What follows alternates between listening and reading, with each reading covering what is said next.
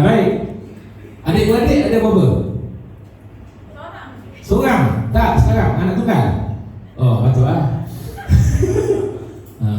Kok kalau adik-beradik dia 3, bunuh lagi 2. Tu yang saya nak sebut. Absah kau bunuh alung ngah. Adik tak nak kongsi kasih sayang dengan seorang ibu ayah. Setuju? Poligami. Yang setuju ni, setuju poligami. Tak setuju. Absah? Anak tunggal juga? Nampak? Semua orang biasanya lah ada adik-beradik. So senang cakap, setuju je lah poligami. Banyak soal lah. Setuju? Tanya kali? Setuju? Tak juga. Ramai anak tunggal kat sini. Okay? Jadi tak nak kau sini. Itu baru satu sebab. Sebab kedua, nampak macam aircon, kau perlu lah aku. Soalan panas. Soalan kedua, apa jawapan? Kenapa pula? Belum kahwin ni. Satu pun belum, dia tak bagi 2. Ada berani? 2? Tak nak? Sunah. Tak nak ke? Kalau tak nak 2, 3. Okay, contohlah. Itu jawapan bagi seorang wanita yang motonya biasanya lawan tetap lawan. Moto seorang isteri, seorang perempuan, daripada tak kahwin sampai kahwin tetap lawan. Setuju dengan lelaki? Kena setuju lah, sebab itu hakikatnya. Baik, makna balik tadi amanah, tanggungjawab akan persoalan. Jadi maknanya bukan tak bagi tuan-tuan perempuan kahwin lah, tak ada masalah.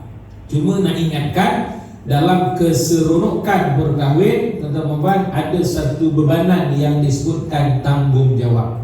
Okey? Dan antara suami isteri, siapa paling berat bebanan tanggungjawab itu? Jawapannya ialah suami. Walaupun isteri tuan-tuan lebih besar dan berat daripada tuan-tuan.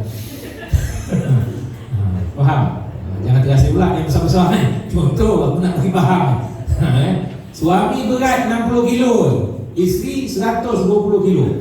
Contoh, siapa paling besar tanggungjawab? Tetap suami lah. Dia takkan pindah kepada isteri. Yang you kot, you lagi besar. Tak, suami juga yang paling besar. Baik, dalil apa dia? Dalil suami nombor 1 paling besar. Pertama, Allah sebut ar-rijal qawwamuna 'alan nisa. Lelaki, suami, qawwam, pemimpin. Pemimpin ke atas orang perempuan. Okey? Yang kedua, ya ayyuhallazina amanu, wahai lelaki, wahai suami beriman. Tuan-tuanlah semua insya-Allah. Apa kata Allah? Ku anfusakum wa ahlikum nar. Jagalah diri tuan-tuan dan anak bini tuan-tuan daripada apa? Nara, api neraka. Okey? Itu dalil ingatan Allah. Baik. Yang ketiga, hadis Nabi tuan-tuan. Panjang hadis ini. Kata Nabi, kata Rasulullah apa? Ala kullukum ra'in wa kullukum mas'ul an ra'iyati. Ingatlah, ketahuilah, setiap kamu, kita semua, tuan-tuan perempuan dengan saya, adalah pemimpin. Bila sebut pemimpin, kita bertanggungjawab di atas kepimpinan umum, ayat umum. Baik, khusus, Nabi khususkan bawah baris kedua, dalam bahasa Arab tu baris kedua, war rajulu ra'in ala ahli baiti. Lelaki, suami bertanggungjawab di atas keluarganya. Terjemahannya hujung baris ketiga, seorang suami adalah pemimpin bagi anggota keluarganya. Di situ nas dalil yang jelas, tuan-tuan sebagai suami mas'ul, bertanggungjawab di atas keluarga. Bila bagus tanggungjawab dijalankan, tadilah berpahala dan balasannya syurga. Cuma dalam bab ini tuan-tuan, khususnya saya suka nak ingatkan, jangan sampai kita orang lelaki digelar satu gelaran yang Nabi sebut dalam hadis, namanya apa? Dah dengar namanya? Dayus, Dalyawausa, Dayusun. Kita melayukan, copy paste, Dayus. Apa maksud Dayus? Orang yang disebut tidak ada rasa cemburu dan malu dengan keluarga, dengan isteri. Suami yang tak ada rasa malu, tak ada rasa cemburu dengan isteri atau anak-anaknya. Malu cemburu macam mana? isteri keluar rumah tak tutup aurat, tuan-tuan sebagai suami tak rasa apa-apa. Okay? Maknanya seksi lah. Tak goyang, tak apa. Musim panas ni, tak apa. Keluar. Cerah masa depan. Pergi mana? Go to hell. Macam, kahwin tak? Kahwin? Pergi juga. Takut kan? Jangan sampai kita lelaki digelar dayus. Sebab apa? Ancaman Nabi, la yadkhulul jannah dayus, tak masuk syurga orang yang digelar dayus. Tak masuk syurga tu kan? Tak ke syurga mana? Dua kan? Syurga neraka. Kan tak pagar. Jadi kalau tak syurga, jawab ni tadi lah, go to hell. So macam, jadi kahwin juga? Senyap pula. Tak jadi dah. Kalau nak kahwin juga macam mana? Bagus lah. Tapi kena ingat, jangan sampai dayus ini terhinggap kepada kita. Okey? Boleh tuan-tuan? Ramai tak di luar sana dayus? Agak-agak? Ramai tak ramai, orang Jawa kata not bad. Keluar kan balik rusuh tuan-tuan. Woi dayus! Boleh panggil dia tu. Jangan amat, takut kena pukul. Tapi nak cerita betul, kalau ada yang sifat Nabi sebut tadi, yang Islam sebut dayus, okay, maka puan-puan bakal isteri, kalau boleh daripada sekarang niat berazam menjadi isteri yang apa? Yang jahat ke yang baik? Yang baiklah, yang solihah. Jadi seperti yang Nabi sebut dalam hadis, ad-dunya mata' wa khairu mata'iha al-mar'atus solihah. Dunia itu perhiasan. Dunia ni sekarang cantik lah perhiasan. Dan sebaik-baik perhiasan dunia siapa? Okay, Nabi kata perempuan lah isteri yang solehah. Itu sebaik-baik perhiasan dunia. Jadi boleh perempuan jadi isteri solehah? Boleh? Senyap ni tak ada harapan ni. Tak ada harapan tuan-tuan. Boleh ke tak boleh? Mudah-mudahan boleh lah. Tak boleh pun kena bikin bagi boleh. Okay, isteri yang solehah. Bantu suami dalam melayari bahtera rumah tangga. Bantu suami dalam mendidik dan membesarkan anak-anak. Kullu mauludin yuladu ala fitrah fa abawahu. Pak Nabi kata, setiap bayi yang lahir, anak esoklah kahwin dapat anak. Anak lahir keadaannya suci bersih. Siapa yang mencorakkan anak, fa abawahu, mak bapaknya lah. Tuan-tuan perempuan lah, gabungan laki bini. Bentuk anak jadi Islam ke lawan Islam, senang cakap.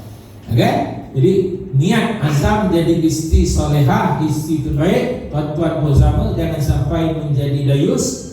Dan perbanyakkan doa yang disuruh oleh Allah. Apa doa? Apa doa tuan-tuan? Nak jadi bentuk keluarga yang terbaik. Rabbana, cuba sambung. Rabbana, bagi satu contoh doa. Rabbana apa? Rabbana atina fid dunya. Boleh lah, itu umum, yang khusus, khas dalam membentuk pasangan anak-anak zuriat yang terbaik. Rabbana. Ni aku malah tanya. Masa aku tanya, aku juga kena jawab. Rabbana. Ke semua memang satu sekolah tau? Ada yang sekolah lain? Rabbana apa? Rabbana hablana min azwajina wa dhurriyyatina qurrata a'yun. Itu surah Al-Furqan. Hari sekarang baca tu kan. Ya Allah, ya Tuhan kami, kurniakanlah kepada kami apa? Kurnia apa? Min azwajina, daripada pasangan-pasangan. Ya, pasangan laki perempuan, suami isteri. Wa dhurriyyatina, bila kahwin dapat anak zuriat. Yang bagaimana? Qurrata a'yun, yang menyejukkan pandangan. Sejuk macam mana? Tengok sambil siram air ke? Dia bukan pokok, orang. Habis itu macam mana? Bila tengok pasangan, tengok suami, tengok isteri, biasa akan wujud 3 perkara. Apa dia? Sakinah, mawaddah, rahmah. Sakinah tu apa? Sakinah apa? Ada nama sakinah? Tak ada? Mawaddah? Tak ada juga. Rahmah? Ni nama ramai nama apa? Ponorogo, Jawa tu. Ada nama ala-ala Arab sikit. Buruk sangat. Masuk sakinah. Tengok isteri tu rasa tenang. Kadang-kadang nama isteri sakinah, suami tengok menakutkan. macam hantu kat lima, ada tak? Tu yang balik kerja tak balik rumah tu sebab gerun tengok bini. Dia tu lagi teruk pada hantu bini lah. Rugi lah. Tak ada sakinah, mawaddah. Apa maksud mawaddah? Kasih sayang. Tengok bini, tengok suami, timbul rasa mesra, rasa kasih, rasa cinta. Rahmah apa? Mana rahmah? Menu rahmah banyak. Pakaian rahmah. Apa maksud rahmah? Belas kasihan. Tengok bini rasa kesian. Kesian dia buat kerja rumah sorang-sorang. Kesian dia basuh pinggan. Maka apa nak buat suami? Duduk tengok je lah. Boleh? Contohlah, bantu lah.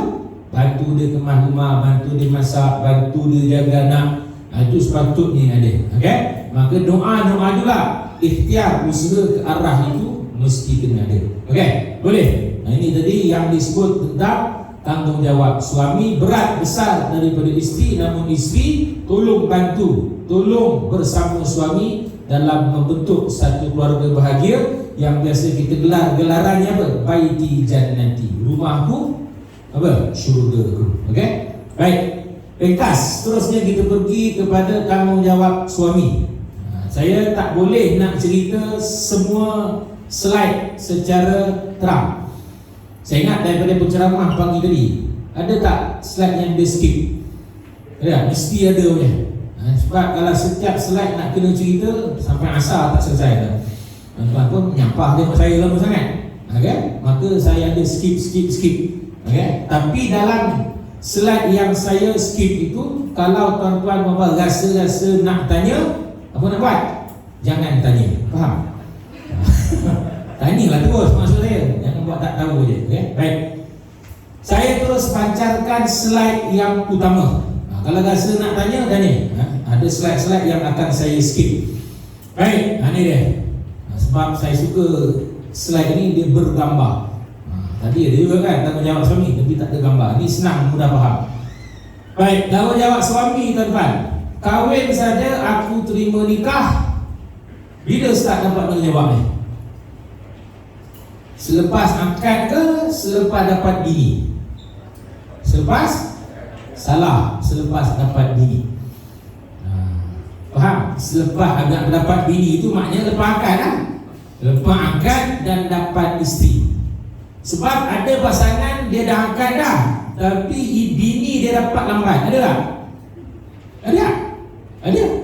Bapak mentua dia pegang. Berapa lama? Tak lama lah, 3 tahun. Kenapa pula? Tak habis belajar. Maka itulah yang digelarkan dengan nikah gantung. Faham? Bukan nikah gantung, nikah dulu kenduri tahun depan. Kita faham mungkin begitu kan? Nikah lah. Tapi isteri tak dapat terus. Dapat lepas tahun, dapat lepas 2 tahun, 3 tahun. Maka tempoh itulah yang digelar nikah gantung. Dah start belum nafkah? Belum. Dapat isteri baru start nafkah. Maka dalam tempoh 2-3 tahun tu siapa yang tanggung nafkah? Bapak lah, siapa suruh? Dia yang tanggung semua ni. Tapi bila kabul, aku terima nikah, isteri pun bapak mertua, mak mertua bagi, bermulalah 5 tanggungjawab tuan-tuan sebagai suami. Okay? Makan minum, pakaian, tempat tinggal, pendidikan, dan gambar kelima tu tuan-tuan perempuan tukar kepada perhatian. Okay? Tukar kepada perhatian. Dia lebih luas, lebih umum. Maksudnya dalam perhatian nombor 1 ada rawatan kesihatan. Okay? Baik. Apa maksud rawatan kesihatan? Kita cerita nombor 5. Dalam perhatian ada rawatan kesihatan. Makna kalau dah kahwin dapat isteri sakit, apa nak buat? Rawatan kesihatan. Dalam perhatian, suami yang prihatin bila isteri sakit bawa mana? Depan tu, kuartus bomba. Betul? KCKM bawa pergi hospital. Itu maksudnya. Okay? Bawa hospital, bawa klinik supaya dia baik, sihat. Okay, pertama. Yang kedua, dalam perhatian juga tarik kebajikan yang sebelah dia tu. biarkan satu saja pendidikan kebajikan tarik masuk dalam perhatian skop yang kedua. Suami yang prihatin pasti akan memberikan kebajikan kepada keluarganya. Baik, saya nak tanya tuan-tuan, apa bentuk kebajikan yang tuan-tuan nak beri kepada isteri, kepada anak-anak? Nak bagi apa? Paling best bagi apa? Bagi kawan kepada isteri. Buat tadi ngomong ni perempuan tak faham. Faham? Maksudnya? Faham? Yang anak tunggal. Nampak macam tak faham juga. Ini nak makan bihun. Implikasi. Okay? Nak kebajikan apa perempuan? Suka tak kalau suami bagi kawan? Tak suka? Suka musuh lah. Bagi dia musuh lah. Okay? Apa bentuk kebajikan sekarang ni lah tuan-tuan rasa yang terbaik boleh bagi pada keluarga? Nak cuba fikir sekejap, nak bagi apa? Nak bagi apa? Perempuan nak apa? Nampak? Nanti kelihatan kan? Duit itu masuk dalam skop ketiga. Sebenarnya saya nak cerita skop ketiga. Suami yang prihatin pasti memberikan duit fulus kepada isteri dia. Itu masuk nombor 3. Pasal dia dah cerita duit ni, masuk juga lah bos. Kita cerita nombor 3. Okay, suami yang prihatin pasti bagi duit kepada isteri. Mesti ke bagi duit? Kalau nak kata tak adalah wajib. Yang wajib utama 3 yang atas. Makan minum, pakaian, tempat tinggal tu paling wajib. Sampai saya pernah jumpa perempuan isteri lah. Dia kata apa? Ustaz, suami saya kalau dia bagi cukup makan minum, pakaian, tempat tinggal, dia tak bagi duit pun tak boleh. Boleh puan-puan jadi gitu? Senyap ni tak ada harapan rasa. Tapi nak cerita kalau bagi lagi bagus. Kenapa kena bagi? Sebab saya nak tanya juga, agak-agak kerja memasak, mengemas rumah, menjaga anak, agak-agak lah. Kerja siapa? Suami ke isteri? Kerja? Betul? Yang anak tunggal kerja siapa? Nampak macam hayal kan? Bakal suami tak ada dalam dia. Tu tinggal adik-adik lain. Agak-agak macam mana? Kerja siapa tadi? Jaga anak, uruskan rumah, masak, basuh pinggan, satu rumah, kerja siapa? Sebenarnya kerja suami tuan-tuan. Tapi tuan-tuan jangan risau. Hari ini saya declare, sebenarnya dalam mazhab Syafi'i memang kerja suami. Tapi hari ini saya declare dalam kursus kahwin, tuan-tuan, kami bermazhab Hanafi dalam bab itu. Maka kami serahkan semua kepada isteri untuk buat. Suka tak suka, ambil je lah. Banyak soal lah. Maka bila semua dia buat, tuan-tuan, hargai dia, bagilah fulus kepada dia. Agree? Nak datangkan istilah kebajikan tadi untuk bagi duit. Berapa banyak, ikutlah kemampuan tuan-tuan. Sepatutnya memang kerja suami. Kalau tuan-tuan tak nak buat, memang bini tak buat pun, nak kena cari siapa? Sepatutnya membantu rumah lah. Itu sepatutnya maid. Tapi pasal mungkin kita suami pun tak berapa mampu, jadi sepatutnya suami buat. Kalau tak nak buat, cari pembantu rumah. Tapi duit pun tak cukup, kita kautin tadi dengan isteri. Yang ibu ayam. Tapi yang risau, kita tak adalah cakap nanti kita bagi duit macam orang gaji pula. Tak, kita hargai dia dengan memberi duit. Nak apa lagi selain duit? Oi, nak apa lagi selain duit? Nak apa lagi? Tak nak apa-apa? Mas nak, mas? Mas nak? Mas? Nak tunggal? Nak? Bagi nak tunggal, jangan marah. Orang perempuan dia suka duit, dia suka emas. Hargai dia, bagilah. Dapat bonus tuan-tuan, kerajaan bagi contoh lah, majikan bagi, yang I nak bayar you cincin emas. I hargai you sebagai isteri I di sisi. You sanggup beranakkan anak kita, you sanggup jaga rumah, rumah masak, I hargai you bagi emas. Agak-agak makin sayang suami ke makin menyampah? Makin jarang sayang, menyampah. Sebab apa? Murah sangat bang emas sama beli. Up lah sikit, yang mahal sikit, yang ribu-ribuan ni, itu contoh lah. Okay, suami yang prihatin tadi, kita hargai dia, bagi dia. Okay. Baik, nombor 2 tadi, balik semula. Apa bentuk kebajikan sebenarnya sekarang ni yang terbaik? Agak-agak tuan-tuan nak bagi. Ada tak? Siapa-siapa nampak? Ada? Nak bagi apa? Perempuan nak apa? Nak apa? Senyap ni tak nak apa-apa. Alhamdulillah, terbaik. Okay. Antara bentuk kebajikan terbaik sekarang, tuan-tuan, ialah kahwin sahaja kalau boleh dalam bulan yang sama, carumkan keluarga tuan-tuan dalam satu skim takaful namanya hibah. Saya cerita ni, saya bukan ejen takaful. Masalah faham tak? Aku pun masuk. Jadi nak cerita antara terbaik bentuk kebajikan, beri hibah. Hibah ni apa? Hibah ni bahasa Arab, bahasa Melayu. Hadiah, anugerah, pemberian. Okey, tuan-tuan carum dalam keluarga skim hibah. Okey, terutama ia sangat-sangat bermanfaat apabila tuan-tuan emergency, tuan-tuan yang jalan dulu. Tahu jalan? Kiong kan? Tahu? Mati. Tapi jangan risau tuan-tuan. Biasanya bini mati dulu. Setuju? Anak tekan? Nak setuju juga. Okeylah. Buat setuju lah. Saya ulang balik, tuan-tuan jangan risau, biasa isteri mati dulu. Amin lah. Tapi kalau tuan-tuan yang mati dulu, hibah lah. Okay? Menggembirakan balu yang ditinggalkan. Terlebih-lebih lagi, isteri balu tuan-tuan tidak bekerja. Okay? Tak kerja, mana dia tak ada pendapatan tetap. Bahkan tuan-tuan meninggalkan anak pula, zuriat, waris. Tak ramai lah, sedozien anak. Macam susah kalau tak ada hibah itu. Tapi jangan beriktikad pula. Bini aku tak apa, Ustaz, nanti dia mati ada hibah. Jangan iktikad pula. Tapi kita buat begitu sebab dasar akidah ahli sunnah wal jamaah mesti ada duit. Duit di doa, you usaha, I ikhtiar, ti tawakal. Antara usaha ikhtiar kita wujudkan satu keadaan. Andai kata kalau aku mati dulu, bini aku pun tak kerja, anak aku pun ramai, takutlah dia susah sampai minta sedekah, bimbang juga. Sebab Nabi pun pesan, jangan biarkan keluarga tinggal dalam rota-rota kemiskinan.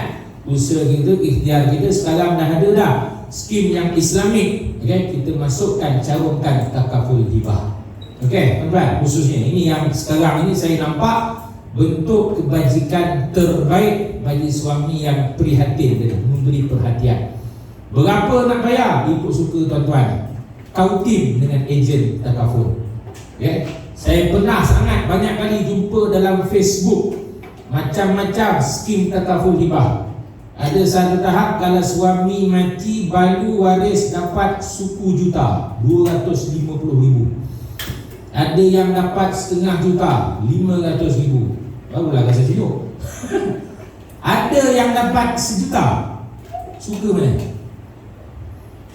Anak tunggal. Suka mana? Tu anak tunggal. Nak sejuta ke setengah juta? Sejuta. Oi, memang mata betul. Mata duitan. Jangan marah. Semua orang nak duit. Contoh. Okey? Jadi bincang tautif dengan ejen takaful. Berapa nak simpan, nak potong sebulan? RM50 boleh, RM100 boleh, RM1,000 pun boleh. Ikut kemampuan tuan-tuan. Senang cakap, lebih banyak menyimpan, lebih banyak manfaat. Tapi jangan buat hibah semata-mata. Buat satu lagi, sekalikan dalam takaful itu, namanya simpanan. Hibah plus simpanan. Simpanan ni maksudnya ikut suka tu tak? Contoh, saya bagi contoh paling mudah. Tuan-tuan potong sebulan 100 daripada gaji. Buat skip potong gaji tu. Sebab nak tunggu bank in masuk mesin, biasa jarang masuk cepat. Sebab tak masuk-masuk. Okay? Potong gaji selesai, tak fikir ya. Potong 100 sebulan, 50 hibah, 50 simpanan. Contoh. Okay? Secara tak sengaja tuan-tuan menyimpan RM50 sebulan. 10 bulan darab 10, 500. Setahun 600. 10 tahun Amban ni matematik 6,000 lah. 20 tahun 12,000. kurang lebih umur 20 tahun perkahwinan, kurang lebih lah anak sulung nak masuk, takkan menjaga lah, universiti lah. Nak masuk universiti, sambung belajar lah. Perlu duit tak? Perlu lah. Jarang masuk nasi iman ni. Melainkan anak kita memang pandai sungguh, JPA free. Itu lain bab lah, beasiswa. Okay? Umumnya kita kata masuk kena bayar, atau PTN tadi. Contoh, tak perasan awal kahwin dulu menabung lah RM5 sebulan, cek kurang lebih dengan dividen tolak tambah ada RM15,000. Okey lah anak nak masuk U. Okey lah, rasa tenang, alhamdulillah. Isteri yang beriman. Abang lupa ke awal-awal kahwin dulu abang menabung dalam hibah takaful? Oh, baru perasan. Itu contoh. Okey, sekalikan hibah dengan takaful tadi. Okey, hibah dengan takaful lah, hibah dengan simpanan tadi. Okey, berapa nilai ikut suka tuan-tuan. 100,000, 100,000 ikutlah, boleh counting dengan mereka. Okey, ini antara yang saya sebut bentuk kebajikan terbaik bagi suami yang prihatin, atas dasar tajuk dia perhatian. Jelas? Yang kelima. Baik, pergi 3 yang pertama pula. Saya hilang. 3 yang pertama, makan minum, pakaian, tempat tinggal. Baik, ada siapa-siapa nak tanya 3 yang pertama tu? Ada siapa-siapa nak tanya 3 yang pertama? Ada nak tanya 3 pertama tu? Terutama perempuan. Tanya sekarang. Esok dah kahwin tak gaduh. Ya? Oh, tu bukan nak tanya. Tu nak cadang. Aku pun panas tengah. Apa pasal tadi pusing? Tak boleh pusing? So saya berdiri kat sini lah. Nama depan lah lah. Benda lah. Bukan tadi boleh pusing. Memang tak boleh pusing. Jadi letak tengah-tengah kan. Sebaik dia hidup. Apa tadi surat pertama tak panas kan? Oh, surat kedua dah kipas. Tadi siup. Oh, sekarang dah siup. Okay, baik. Ada nak tanya 3 pertama kan? Ini habis yang hilang kan? Ada nak tanya 3 pertama, terutama perempuan? Ada? Kalau tak tanya maknanya apa? Perempuan reda walaupun suami suruh berpuasa sepanjang hari. Alhamdulillah. Kekalkan momentum ni. Tuan-tuan ada nak tanya? Makan, minum, pakaian, tempat tinggal. Tak ada tanya? Tak tanya, saya tanya. Sebab saya tak nak lah habis kursus nanti bila orang tanya berapa mak sehari wajib suami bagi makan bila dah kahwin. Aku pun tak tahu. Padahal pergi kursus kahwin. Ini masalah kursus lah, tapi tak tahu juga. Baik, berapa kali wajib suami bagi anak bini makan sehari? Tanya perempuan dulu. Nak berapa kali? 3? 3 je? Anak tunggal, nak berapa? Macam nak puasa. Nak berapa? Nak tunggal? Tak, saya tanya nak berapa kali makan satu hari. Nak berapa kali makan satu hari suami bagi? 3? Sebelah? 3 juga? Memang satu sekolah lah. Ada sekolah lain? Semua 3? Sepakat? 2? Kalau aku jadi perempuan aku nak 5. Pelik dia orang makan sikit. Baik tuan-tuan, nak bagi berapa kali makan? Kita cerita yang wajib Yang wajib berapa kali makan? Sebenarnya berapa? Jawapannya 2 saja. So baru nak tanya. So untung ke rugi kahwin? Nampak rugi kan? So tak payahlah kahwin. Boleh? Makin sikit Ustaz kahwin makin makan lah. Nama ajar ni nanti kita cerita yang wajib. Yang wajib 2 kali makan. Baik. Yang kedua, pakaian. Berapa pasang pakaian baru wajib suami bagi isteri setahun? Setahun, bukan sebulan. Berapa yang wajib? Jawapannya 2 juga. Untung ke rugi kahwin dia perempuan? Rasa-rasa rugi, jangan kahwin. Supaya apa? Supaya tak buat dosa mengutuk suami. Dia pun nak mampus lagi dua je. Faham anak tunggal?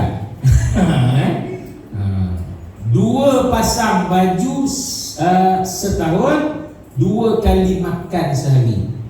Nasib baik Islam tak wajibkan kahwin dua. Setuju? Setuju? Tunggal tak setuju? Setujulah.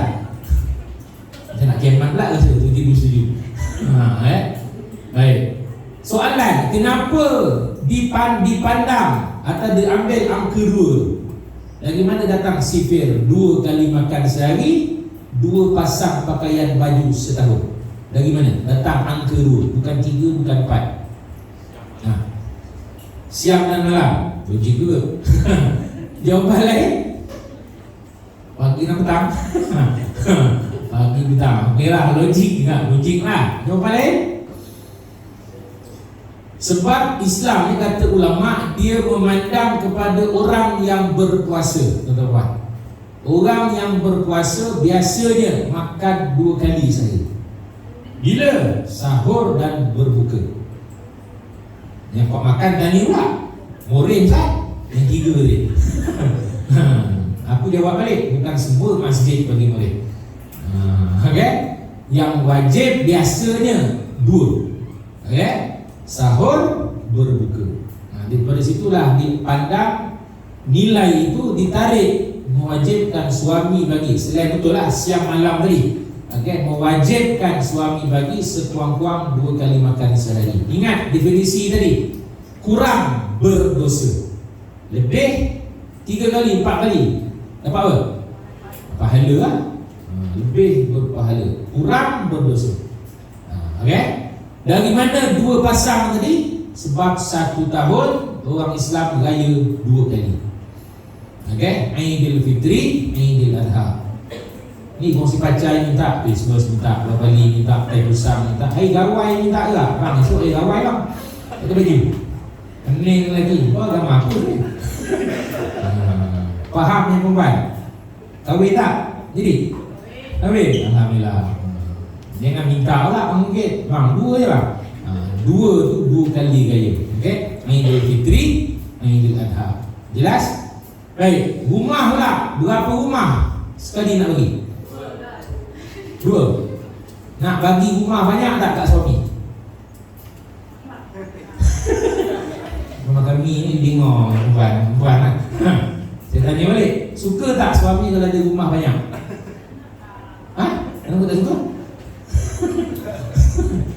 Anak tunggal, suka tak? Kenapa tak suka? Sebab saya anak tunggal. Bagi dia 4 rumah, utara, timur, selatan, barat. Confirm suami tak buat maksiat. Setuju? Tak. Biasalah, lawan tetap lawan. Itu moto isteri sekarang. Falsafah dia. Jadi rumah macam mana? Rumah sekurang-kurang 1 rumah seumur hidup perkahwinan. Okay? Sekurang-kurang. Rumah yang macam mana? Nak beli ke nak sewa? Ikut suka lah. Nak beli boleh, nak sewa pun boleh. Yang penting tak curi rumah orang. Tak rampas rumah orang. Itu hukumnya haram. Kenapa kena ada rumah? 3 sebab utama.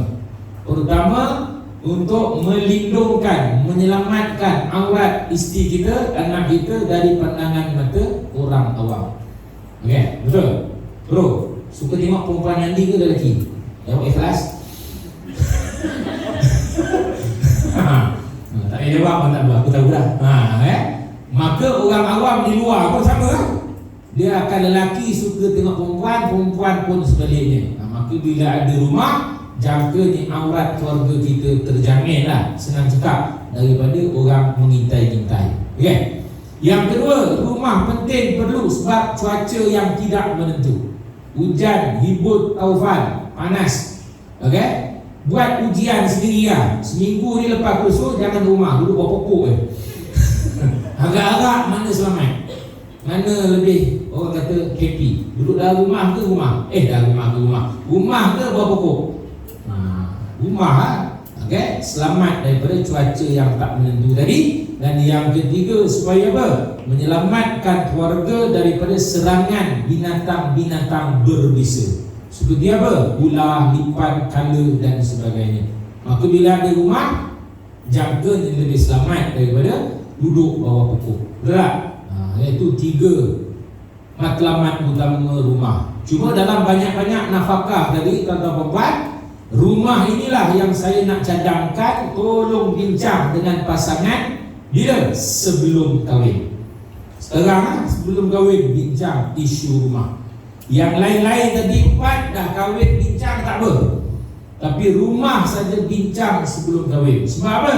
Sebab boleh jadi pertama, tuan-tuan mungkin berhasrat, berniat kahwin saja, Ustaz, saya nak bawa isteri saya duduk serumah dengan mak bapak saya. Ada tak rasa-rasa niat itu? Dan saya yakin semua isteri sangat suka serumah dengan mertua. Apa sebab anak tunggal tak suka? Kongsi kasih juga. Ingatkan bini ramai serumah dengan mak kongsi kasih.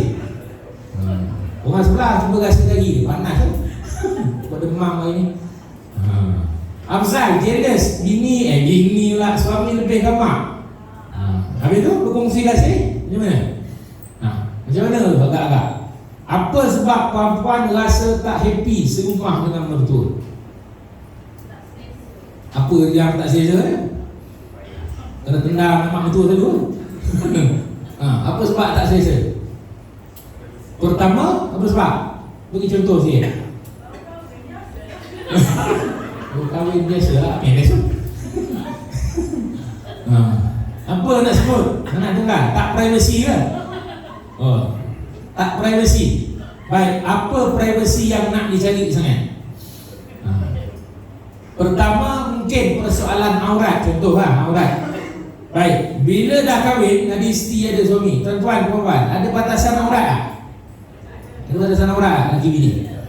Tak ada. Maksudnya boleh tak telanjang dulu satu rumah? Contoh aku nak pergi faham. Boleh? Guru hujung macam sok khabar telanjang. Duduk ruang tamu. Contoh. Anak tunggal masak tak pakai apa-apa. Tutup depan apron. Contoh. Yang marah contoh aja. Yang tak boleh faham. Boleh tak nak duduk itu? Boleh tak? Rumah kita, society kita lah. Boleh tak duduk rumah mertua buat itu? Duduk rumah mertua telanjang macam sok khabar. Mak mertua tengok, toyol mana kan? Dia gitulah, agaknya lah. Tak boleh lah, nak buat gila gitu tak boleh.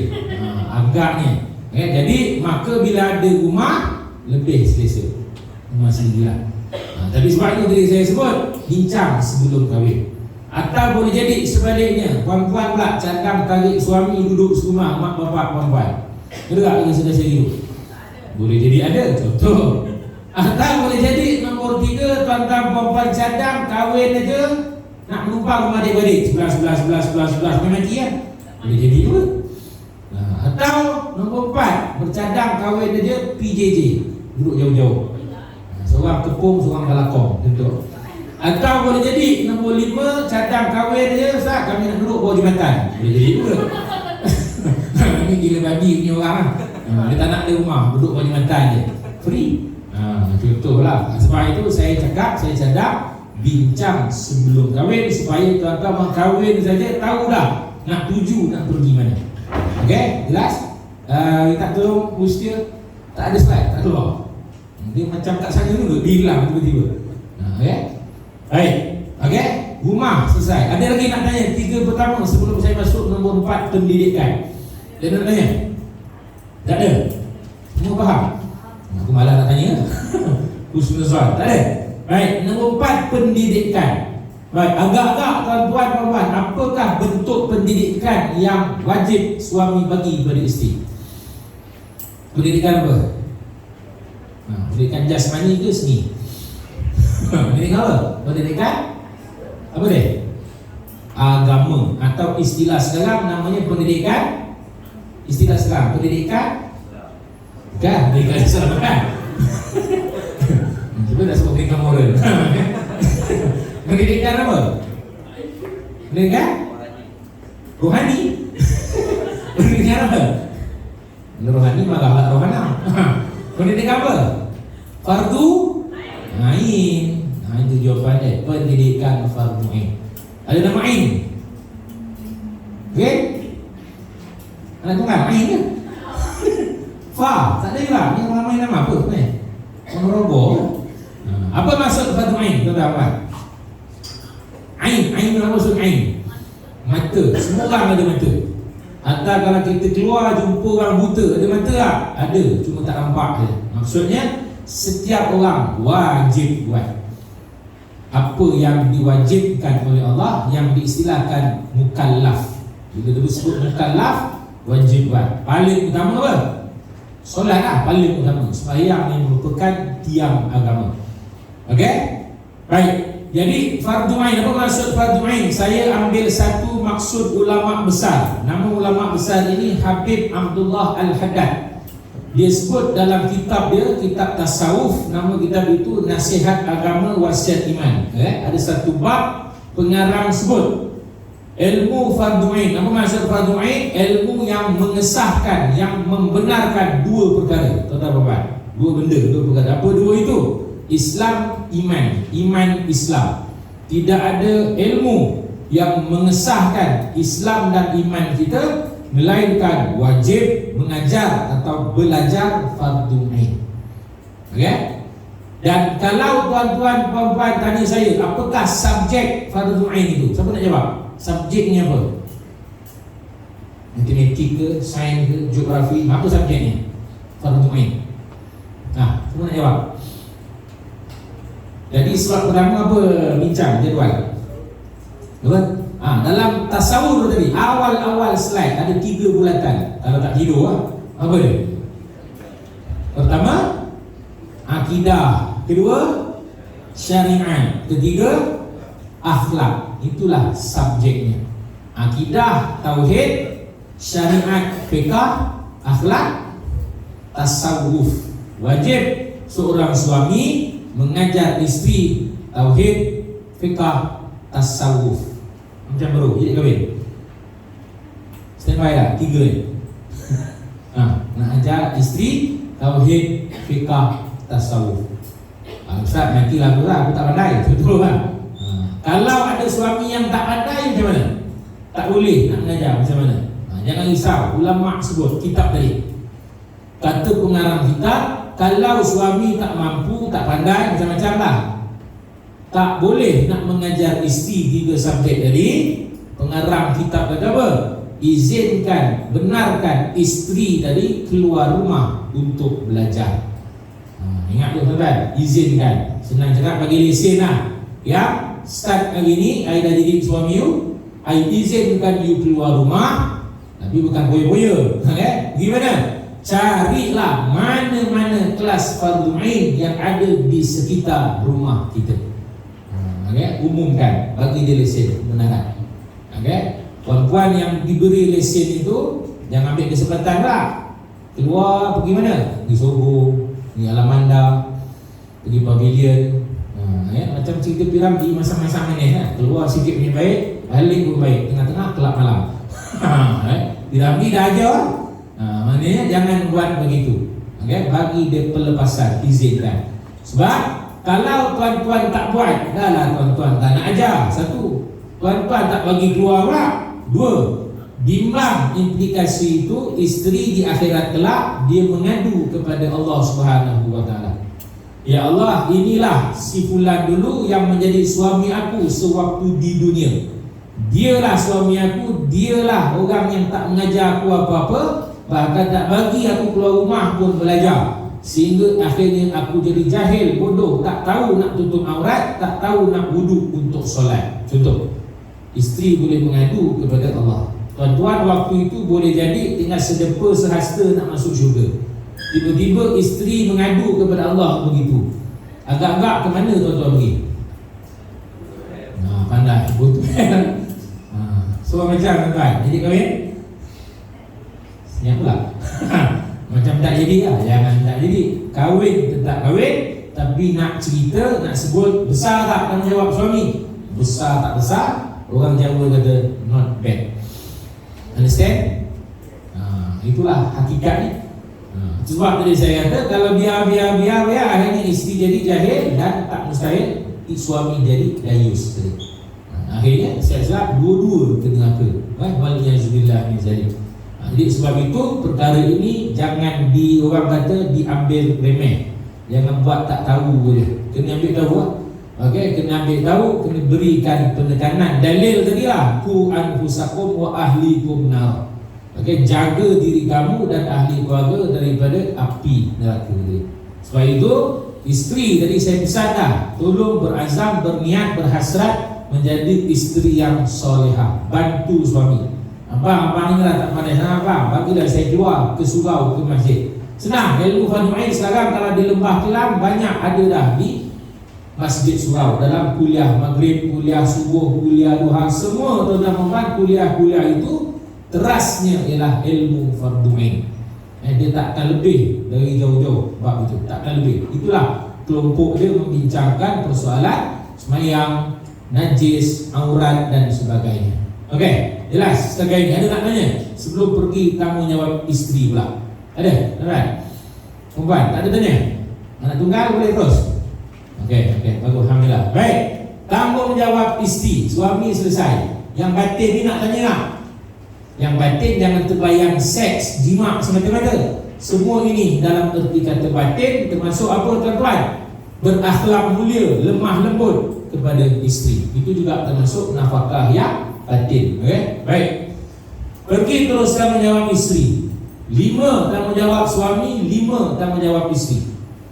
Okay? Yang tanggungjawab isteri saya suka pancarkan yang inilah, yang ada nombor, supaya nak ingatkan puan-puan yang manakah ranking ketaatan yang mesti puan-puan lakukan.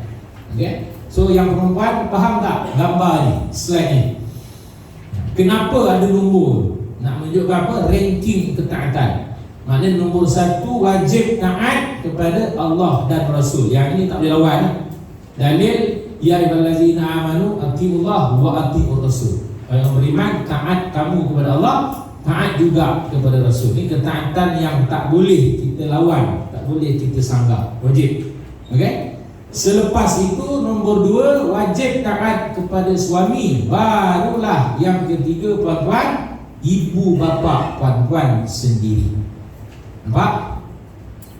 Nak tanya? Ada nak tanya? Sebelum saya tanya, nombor 3, kenapa kena taat suami dulu baru ibu bapa puan-puan? Patut mak bapak lah baru suami. Kenapa suami dulu? Kenapa? Kenapa mesti suami dulu baru mak bapak? Sebab apa? Yang perempuan tanya sebab apa? Sebab apa? Apa? Yang lelaki adalah, pernah dengar yang orang sebut syurga isteri terletak di tapak kaki suami. Itu kiasan, gambaran. Okey? Tapi jangan malam pertama sibuk nak tengok tapak kaki suami. Nampak tengok tapak kaki ya? Takutlah orang kata kena penampak kaki syurga malam pertama. Anak tunggal kalau nak minta boleh ya? Minta tengok tapak kaki, mama tengok tapak kaki, contoh. Okey, itu gambaran kiasan nak bagi tahu syurga isteri itu mudah tak? Mudah sebenarnya. Sini ada hadis Nabi sebut orang perempuan buat 4 perkara je nanti masuk syurga. Senang. Pertama, jaga solat. Kedua, jaga puasa. Ketiga, jaga maruah. Keempat, ni ya, taat kepada suami. Mati suami redha, pilih nak masuk syurga mana. Untung tak perempuan? Senyap macam menyesal. Untung ke rugi? Untung lah. Sebab apa untung? Sebab 3 yang pertama sekarang boleh buat. Jaga sebab apa ni, solat, jaga puasa, jaga maruah. Sekarang ni belum kahwin buat. Kahwin terus istiqomah 3 tadi, plus 1 lagi taat kepada suami. Taat macam mana tu? Kena taat semua yang suami suruh? Tak juga. Kaedahnya la ta'ata li makhluqin fi maksiati khaliq. Tidak boleh taat pada perintah manusia dalam apa? Dalam urusan memaksiatkan Allah. Maksudnya macam mana? Kalau suami suruh buat dosa, kena taat tak? Tak wajib. Bahkan haram taat. Suami suruh apa? Suami suruh tolong belikan nombor ekor. Yang tolong abang belikan nombor ekor. Baik bang, nombornya bang. Taat tak bini tu? Itu bukan taat, itu bangang. Tak boleh taat, jangan ikut. Walaupun tak boleh taat, perempuan ingat, isteri tak boleh buat juga 3 benda kepada suami. Okay? Isteri tak boleh buat juga 3 benda kepada suami. Pertama, tak boleh apa? Tak boleh marah suami. Kan tadi dia suruh beli nombor ekor, boleh marah. Haram lah bodoh. Tak boleh. Kalau buat, go to hell. Okey, jelas. Tak boleh marah. Yang kedua, tak boleh apa? Tak boleh pukul suami. Geram sangat bodoh, ambil kayu bumpuk. Boleh? Go to hell juga masa depan. Yang ketiga, ada lagi ganas dia boleh pukul. Apa lagi ganas dia pukul? Bukan cerai, bunuh. Type di Google, isteri bunuh suami kat Kemboja atau Malaysia? Ada tak kes? Malaysia. Seorang isteri anak tunggal membunuh suami. Yang agak contoh. Ada tak? Ada. Geram sangat dengan suami, dah lah bodoh. Kacau kopi tak kacau sikit. Mampus orang yang lagi. Cerah masa depan. Go to hell. Faham tu perempuan? Ingat 3 tu. Jangan marah, jangan pukul, jangan bunuh suami. Wah, semua tak boleh buat Ustaz. Untung lah. Untung tak untung lah. Itulah law lah, protokol lah, prosedur. Macam kita kerja lah tuan. Kita makan gaji kan, jadi kuli. Boleh tak kita marah bos? Hari Senin kan datang kerja, cek pasal sikit lah datang awal. Bos datang lambat lah.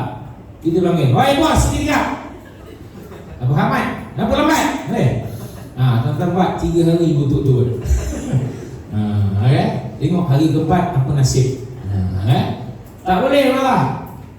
Pukul bos, geram sangat, boleh? Tak boleh. Bunuh, nanti tak boleh. Semua tak boleh. Berhenti kerja sendiri. Aku kuli, aku bos. Itu jawapannya.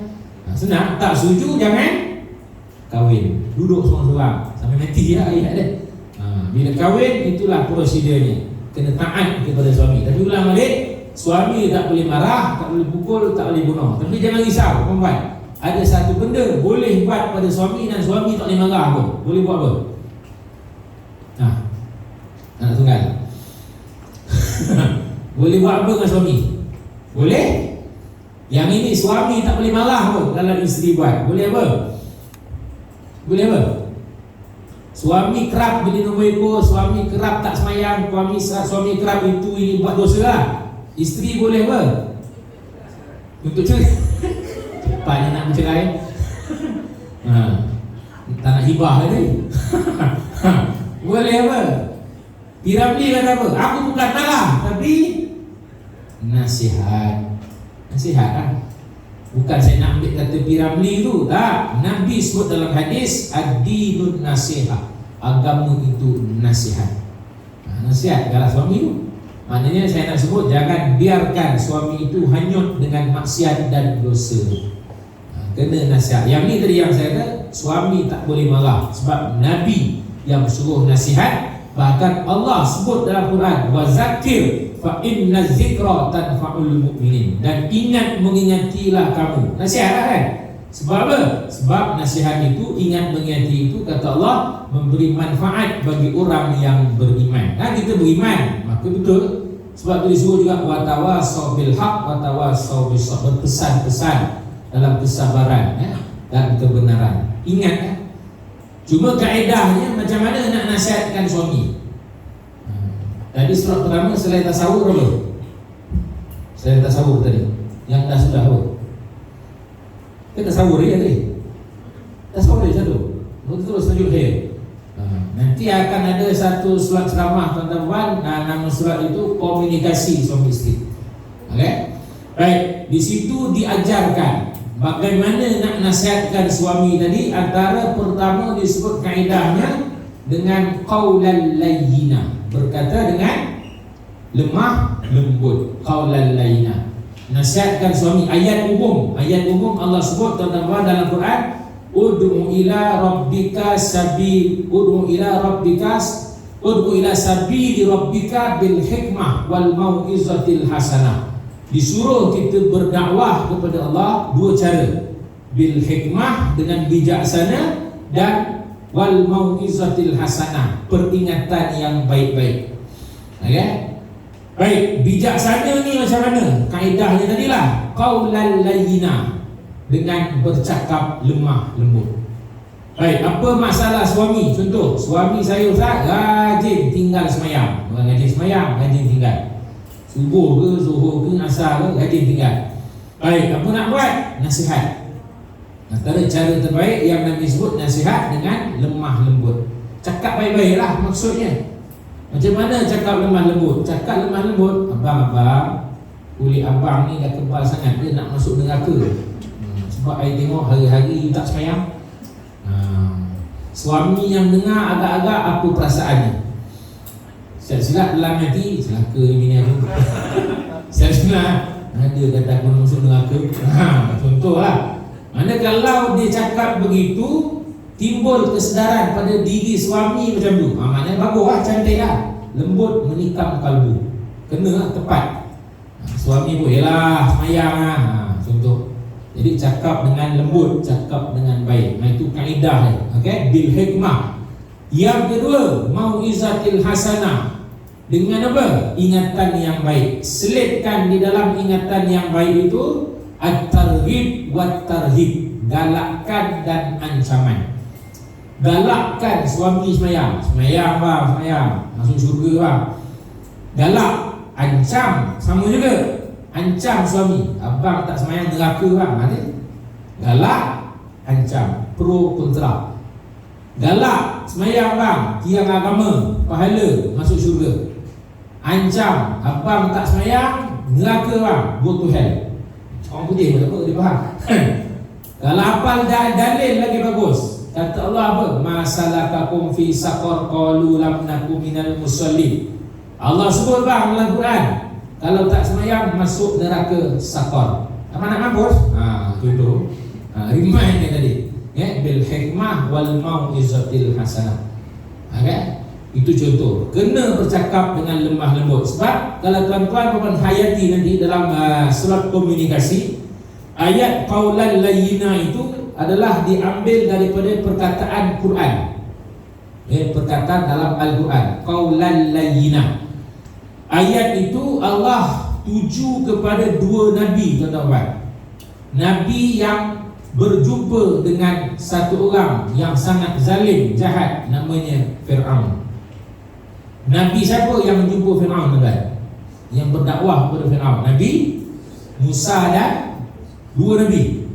Ayat dia faqula lahu qawlan layyina la'allahu yatadhakkaru aw yakhsha. Itu ayat dia dalam Quran. Nabi Musa dan Nabi, ingat nak cakap Nabi Adam dengan Idris, awalnya keluar Firaun. Nabi apa? Nabi Musa dan Harun. Faqula lahu, la tu dhamir musanna, dua orang. Allah berkata kepada dua Nabi Musa dan Harun dalam berdakwah kepada Fir'aun, lahu, hutu Fir'aun, untuk berkata lemah lembut, qawlan layyina. So bila dengar Fir'aun, siapa sini pernah jumpa Fir'aun? Anak tunggal, nak jumpa? Nak jumpa Fir'aun tak anak tunggal? Nak? Tak nak? Saya baru nak bagi jawapan. Kalau nak jumpa tak Fir'aun? Pergi Mesir lawat piramid, jumpa Fir'aun. Tapi daripada jumpa dia tak bagi makam siapa? Imam Syafi'i kat Mesir. Tak payah jumpa dia. Bila sebut Fir'aun, kita terbayanglah kisah dia. Satu orang yang samsin lah, jahat, zalim. Jahat dia macam mana tuan-tuan? Paling teruk, dia mengaku dia Tuhan. Ana rabbukumul a'la. Akulah Tuhan kau yang paling tinggi. Bukan tinggi, paling tinggi. Jahatnya Fir'aun. Bayangkan makhluk sesamsik, sejahat Fir'aun itu, masih Allah suruh dua nabi yang berdakwah kepadanya dengan berkata qaulan layyina, lemah lembut.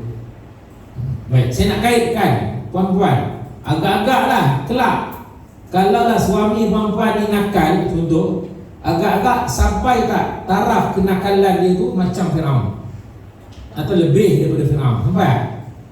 Agak-agak, sampai? Sampai? Macam syaitan. Saya ingat tak sampai pun. Saya tak pernah lagi dengar suami mengaku Tuhan. Dia Firaun mengaku Tuhan. Itu dia kata, adakah kesamsingan kenakalan suami tadi selevel dengan Firaun atau lebih daripada Firaun? Agak-agak sampai tak? Saya rasa tak sampai, bahkan terlalu jauh. Kalaulah Firaun pun disuruh lemah lembut, suami maknanya lagi lembut dah. Itu yang saya nak sebut, lagi lembut daripada Firaun tadi. Sebab apa disuruh lemah lembut? La'allahu yatazakkaru aw yahsha. Mudah-mudahan dalam kelembutan tadi menimbulkan rasa gerun dan takut di dalam hatinya. Itu jadi celaka bini aku masuk neraka, dia timbul rasa takut, gerun. Sebab isteri remind dia, nasihatkan dia dengan lemah lembut bahasanya. Bahkan Firaun, tuan-tuan, isteri dia baik ke jahat? Isteri Firaun beriman ke tidak? Baik, beriman. Siapa nama isteri dia? Asia, isteri Firaun. Isteri dia baik, suami dia jahat. Maknanya saya nak sebut tak mustahil dalam rumah tangga kita akan berlaku seperti itu. Jangan pasal suami jahat, aku pun jahat juga lah isteri. Tapi kat Malaysia ni banyak gitu. Alang-alang lelaki aku jahat, aku pun jahat lah. Dia ada perempuan lain, aku pun nak ada lelaki lain. Ini banyak berlaku ni, masalah. Jadi walaupun suami tak elok, jahat, isteri tetap solehah, isteri tetap baik. Namun jangan lupa terus untuk nasihatkan suami agar menjadi baik. Itu tadi kisah, antara kisah yang kita boleh jadikan sebagai rujukan, panduan ataupun pedoman dalam membina bahtera rumah tangga. Okey, jelas tadi. Hilang lagi. Kenapa disuruh hormat suami? Sebab syurga puan-puan isteri terletak di bawah tapak kaki suami. Okey, dan ingat tadi puan-puan, 5 lagi satu, apa sebab selain daripada itu, apa sebab yang menguatkan isteri itu kena taat suami dulu baru mak bapak dia? 5 perkara tadi tuan-tuan tanggung: makan, minum, pakaian, tempat tinggal, perhatian, pendidikan. Baik, selain daripada 5, siapa yang nampak lagi? Apa lagi benda lain yang masuk dalam tanggungjawab suami bila berakad dan dapat isteri? Apa lagi tuan-tuan yang nampak yang menyebabkan suami isteri tadi taat suami baru mak bapak dia? Siapa nampak lagi? Atau sekarang perempuan cuba menungkan, sekarang perempuan belum kahwin, makan, minum, pakaian, tempat tinggal, pendidikan, perhatian. Betul tak? Ayah perempuan tadi. Okay? Baik, apa lagi yang perempuan tanggung sebenarnya yang sekarang ini tak perasan? Tuan-tuan pun mungkin tak perasan. Nombor 6, kalau nak kira dosa pahala isteri, suami tanggung. Yang ketujuh, apa lagi? Kalau nak kira hutang isteri, tuan-tuan, suami juga tanggung. Tu hutang tu tak ramai nampak. Contoh sekarang perempuan belum kahwin, katalah dulu pernah belajar sampai universiti, diploma ke ijazah, ijazah. Biasa masuk universiti selain beasiswa JPA tadi dapat apa? Pergi ke belajar. Dapat apa? Pinjaman PT, PTN. Biasa je lah. Okay? Baik. Habis belajar, belum kahwin, siapa yang patut bayar? Perempuan. Siapa bayar? Kalau nak kira, ayah kan? Ayah. Sebab itu dalam bab cerai, laki bini cerai, suami isteri, pasangan meninggalkan anak, tak ramai lah, 12. 6 lelaki, 6 perempuan. Contoh, okay? Nafkah anak, siapa yang tanggung lepas bercerai? Siapa tanggung? Jawabnya bapa anak tu. Bapa anak tu apa? Mantan suami dia tu. Katalah bercerai tak rujuk-rujuk. Soalan lagi, sampai bila bapa tanggung nafkah anak? 2 kategori anak, lelaki dan perempuan. Anak perempuan sampai bila bapa tanggung? Sampai anak perempuan itu kahwin. Yang salah faham tak? Bukan sampai janda kahwin, sampai anak perempuan itu kahwin. Maknanya kahwin selesai. Siapa tanggung dah kahwin? Tadi ya, suami. Jadi sebab itu hutang-hutang isteri anak adalah belajar PTN. Hutang siapa tanggung? Bapa. Cuma bagusnya kita, kalau kita baguslah. Perempuan mungkin perempuan anak yang solehah. Contoh, tak apalah ayah, saya kerja, saya ada gaji, biarlah saya bayar PTN saya. Boleh tak? Baguslah. Bapak pun alhamdulillah boleh subscribe lepas ni. Selama ni saya opok. Contoh, bapak pun rasa lega. Sedangkan hakikatnya siapa wajib tanggung? Bapak tadi. Tapi pasal kita anak baik, anak yang soleh-solehah, kita kerja ada gaji, tak apa, kita pun nak ringankan beban ayah kita. Okey? Jadi macam mana tuan-tuan? Jadi kahwin, pernah tanya tak bakal isteri? Lepas ni tanya lah, lepas khusus. Ya, dia ada tak hutang PTN? Bakal isteri pun jawab, ada bang, dia tak banyak. Apa? Adalah 100,000. Macam bro, jadi kahwin? Oh, kita 5 tahun ni kot yang kita kahwin. Tu nampak benar nak lari lagi, tanggung jawab. Nampak macam ni? Semua terpikul. Baik, saya nak jelaskan sikit dosa pahala tanggung. Macam mana yang kata dosa pahala tanggung? Hadis ni yang panjang, hadis sahih. Mana bila kahwin jadi suami, isteri keluar rumah tak tutup aurat, tanggungjawab siapa? Suami. Apa tadi? Nasihat lah. Ya, you dah jadi isteri ayah nasihat. Nasihat dia, tegur dia. Okay? Andai kata dah nasihat, dia degil juga, siapa tanggung dosa? Dia lah tadi gini. Tapi tadi kata tanggung dosa, betul. Permulaan dia yang tanggung. Maksud tanggung tadi dalam erti kata dah kahwin jadi isteri, ada suami. Suami tadi tanya tak, ambil peduli tak, ambil berat tak tentang dosa pahala isteri. Allah tanya itu dulu lah. Kalau dia tanya pernah suruh dah, selesai tanggungjawab kita.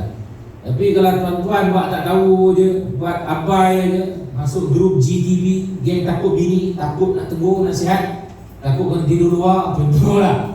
Cegah masa depan tuan-tuan tadi yang dipersoalkan oleh Allah tadi. Itu yang diistilahkan dayus tadi.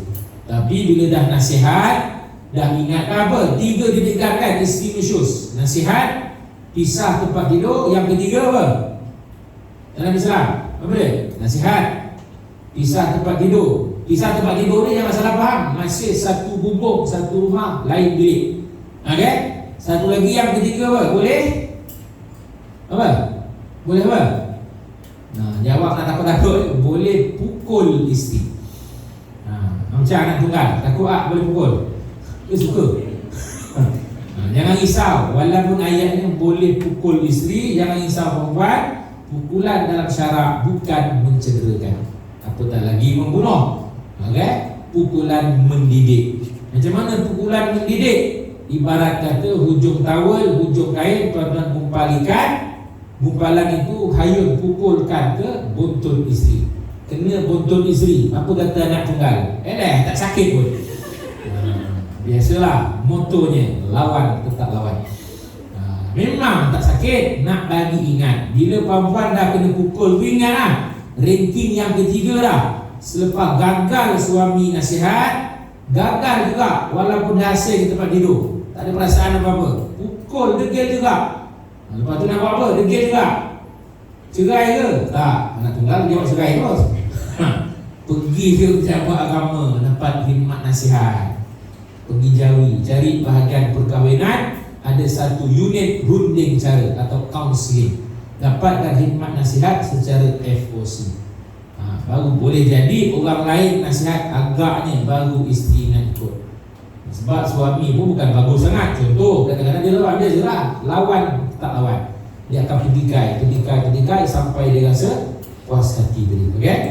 Hilang lagi. Kenapa dia jadi gitu? Baik, ada lagi nak tanya sekarang ni?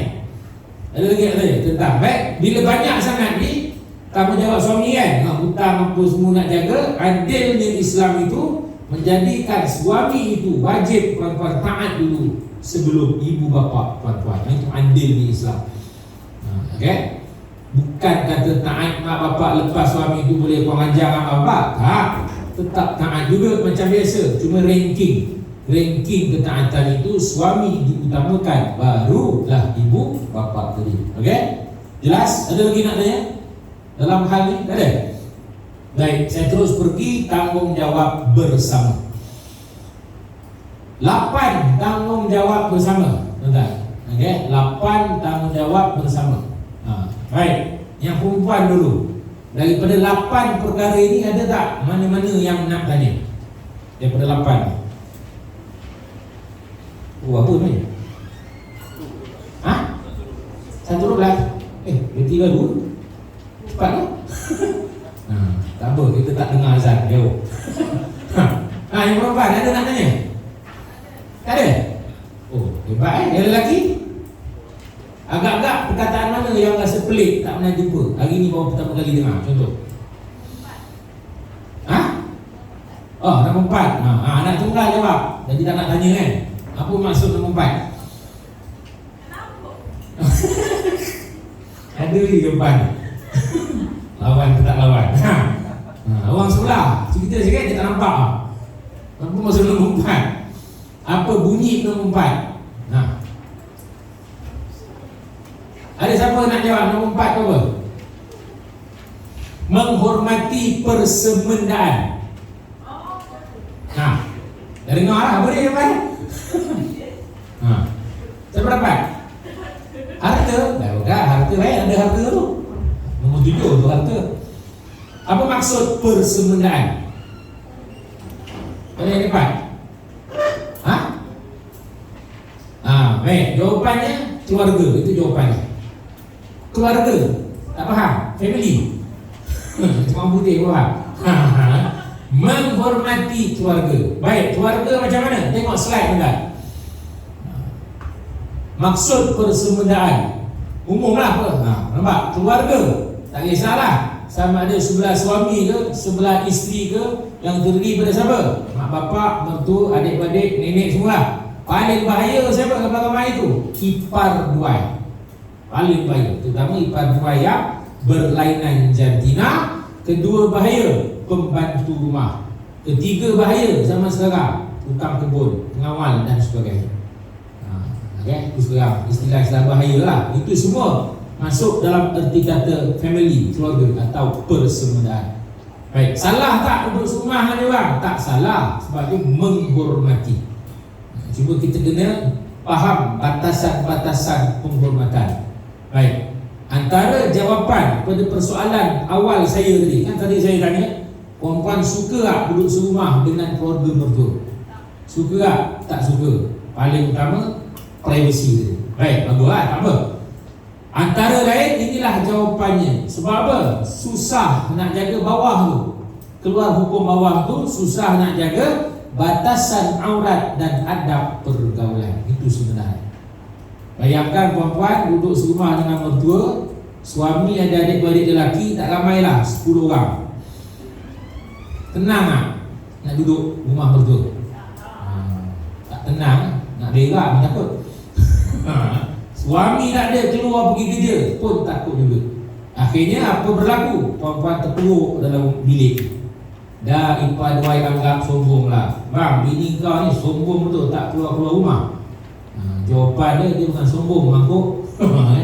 Dia takut nak keluar bilik sebab semua lelaki belaka dan susah nak jaga aurat dan pergaulan. Maka soalan saya, bagaimana aurat puan-puan? Contoh, jika ditakdirkan betul-betul duduk serumah dengan ipar duai yang berlainan jantina, aurat macam mana? Macam sekarang ni ke saya tengok atau macam adik-beradik? Macam adik-beradik. Cerah masa depan. Macam sekarang yang saya tengok. Maksudnya tak boleh free hair dalam rumah, walaupun ada ipar duai berlainan jantina. Tak boleh. Anak saya imas nak buat macam mana hukum. Sebab tu kalau tanya saya pun pribadi, saya mencadangkan keluarlah teman-teman, berdikarilah, belajar hidup sendiri di samping mudah untuk aurat dan pergaulan. Ya, sebab tadi tak boleh nak menjadi seorang telanjang kan. Itu contohlah privacy tadi. Maka bila duduk serumah campur bau tadi susah. Bahkan tak boleh serumah isteri suami keluar bekerja, adik ipar dua yang lain, tiba-tiba ada seorang abang ipar tak kerja, MC. Boleh tak puan serumah dengan dia? Jawapan tak boleh. Apa nak buat? Halau abang ipar tu keluar. Ke puan yang kena keluar, ikut suka lah. Yang penting tak boleh serumah, akan timbul fitnah walaupun berlainan bilik. Sebab bila serumah tu macam-macam boleh berlaku fitnah orang sekeliling kepada kita. Jadi ini antara tanggungjawab bersama. Maksud bersama di sini, tuan-tuan puan saling ingat mengingati suami dan isteri. Bang begini-begini bang, ayah begini-begini ya.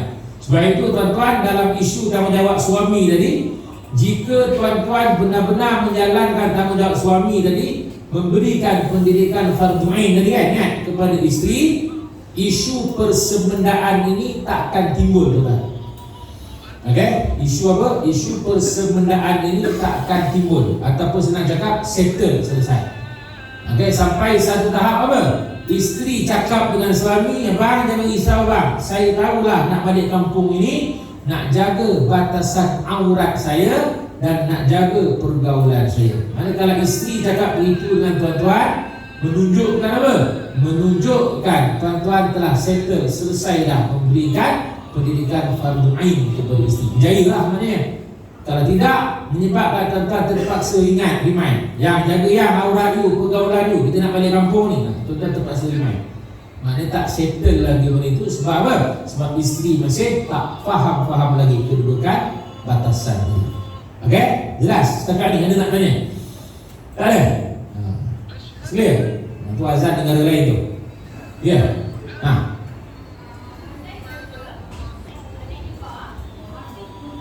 Adik ipar berlainan jantina. Okey. Serumah dengan abang yang dah kahwin. Okey.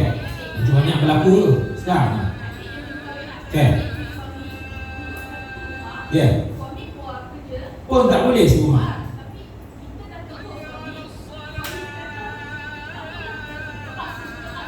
Tak boleh terpaksa sebab tidak ada istilah darurat di sini. Suami itu berdosa ke? Ya. Isteri pun dah nasihat tadi, dah remind suami berdosa. Maknanya senang cakap, kalau jiran buat report, boleh tak pasangan itu ditangkap salwan? Boleh. Dan suami tak boleh marah sebab isteri dah tegur. Okey, baik. Namun dalam satu keadaan, adik ipar yang lelaki tadi patutnya sedia maklum. Lebih-lebih lagi dia lelaki. Aku lelaki pun takkan aku nak jumpa dengan abang tu. Dia jadi susah begitu. Susah. Maka jangkanya dia keluar, duduklah dengan kawan-kawan. Sepatutnya begitu. Ya, itu masalah suami itu berdosa. Jadilah maknanya isunya jangan dia terkejut, jangan dia marah kalau jiran buat report isteri dia berkhalwat dengan adik ipar. Itu masalah. Itu risiko yang saya nak sebut, dia boleh terima. Boleh berlaku. Betul lah, sekarang ni banyak isu adik isteri, adik suami duduk tumpang rumah abang, rumah kakak bila dah kahwin. Lagi-lagi kita jadi susah, mak bapak kita pula galak kan. Tak apa abang kau kahwin lah, tumpang. Boleh tumpang, tapi bila terpaksa keadaan jadi, salah seorang kena keluar. Dia kena jadi begitu kan. Tapi jadi susah hidup. Susah hidup. Orang rumah pun lah susah lah bang ini. Tapi dia lah penting balik tadi kepada ilmu fardu ain. Bila kita faham ilmu selesai. Tapi bila kita tak faham, susah. Aibit lagi besar, marah kan? Baik, ada lagi nak tanya? Ada. Baik. Saya terus pergi kepada sedikit isu hubungan seks, tuan-tuan. Kena cerita sikit. Sebab di sekolah benda ni tak cerita sangat. Baik, benda ni tajuk ni saya tak nak cerita sangat. Saya lebih nak cerita kepada perkara yang berikutnya. No sex ni. Tapi sebelum itu saya tayang sekejap slide ini. Ada tak yang nak tanya adab hubungan seks ni? Ada nak tanya tak? Sebelum saya pergi seks yang diharamkan. Ada nak tanya? Tak ada? Ada? Adab ni senang lah. Nampak senang. Tapi kalau tak buat, tak adalah berdosa. Tapi kurang akhlaknya. Baik, tak ada tanya. Saya terus pergi seks yang diharamkan. Baik, sebelum bercerita seks yang diharamkan, tuan-tuan, ingat, walaupun belum bincang dalam tajuk khusus, boleh tak bayangkan apa definisi nikah, definisi perkahwinan? Apa maksudnya? Boleh bayangkan majlis akad nikah, pengantin lelaki, pengantin perempuan, juru nikah, wali. Apa maksud nikah? Agak-agak start dengan perkataan akad. Cuba sambung. Akad, sambung. Akad apa? Akad nikah. Akad yang menghalalkan jima. Okey, nikah. Akad yang menghalalkan seks antara suami dan isteri dengan lafaz nikah, tazwij atau seumpamanya. Itu maksud nikah. Ya, akad yang menghalalkan jima. Tuan-tuan jawab, aku terima nikah. Bila ada ikatan akad itu, maka sebelum itu seks tadi haram. Sebab kalau buat juga namanya zina. Maka bila ada akad, aku terima nikah, menghalalkan seks yang haram sebelum nikah. Okay? Antara laki bini tadi, sebab suami dah lafaz aku terima nikah dengan perkataan nikah, tazwij atau seumpamanya. Okey, itu secara umum definisi nikah. Baik, tajuk kita sekarang seks haram. Maknanya apa? Nak bagi tahu tuan-tuan dan puan-puan kita semua, walaupun nikah itu menghalalkan jima, rupa-rupanya ada masa jima yang halal tadi menjadi haram, menjadi dosa, bahkan dilaknat oleh Allah pula. Baik, masa bila tu? Itu yang kita nak kena tahu, supaya bila kahwin kita tak buat. Apa dia? Masa bila? Pertama, jima isteri secara luar tabi'i. Baik, yang perempuan khususnya, faham tak nombor satu? Ada yang tak faham? Ada yang tak faham? Tak faham geleng kepala? Lelaki kau ada tak faham? Faham tak? Ada yang tak faham? Macam ada yang tak faham, seorang tak faham, saya kena cerita. Baik, bila sebut seks, jima merupakan perbuatan yang berlaku secara hadapan. Depan, lelaki menghadap isteri, suami menghadap isteri, berhadapan. Maknanya kalau sebut jima, baik, apa definisi jima? Maksud jima apa? Jima itu bahasa Arab lah, bahasa Melayu bersetubuh. Apa maksud bersetubuh? Yang lelaki yang warak sangat, duduk buang je warak, aku keluar orang putih balik. Apa maksud warak? Warak pula, jima. Apa maksud jima? Apabila hasyafah masuk ke dalam faraj isteri. Dia selalu tahap bukan faraj je, masuk dalam kubul atau dubur isteri. Sebenarnya dubur tu tak boleh lah, liwat lah kita kan. Itu liwat nombor satu. Tapi jima apabila hasyafah. Tahu hasyafah? Bengong lah lelaki ni nampak. Faham tak sumpah apa? Baik, kemaluan lelaki namanya apa? Nama kemaluan lelaki apa?